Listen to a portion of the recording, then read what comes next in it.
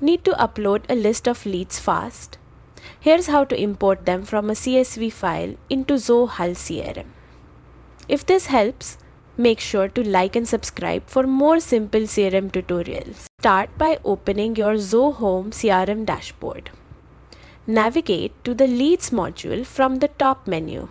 Click the three-dot icon in the top right corner and choose Import from the drop-down. Select Import from File, then upload your CSV file containing the lead data. Once uploaded, Zoho will prompt you to map your CSV columns to the appropriate Zoho fields.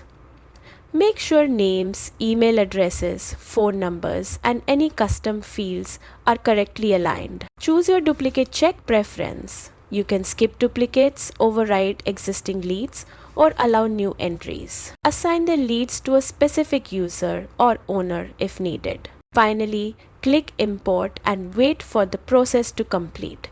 Zoho will confirm once your leads are successfully imported. That's it. Your leads are now in the CRM and ready for action. If this guide helped, don't forget to like and subscribe for more Zoho tips.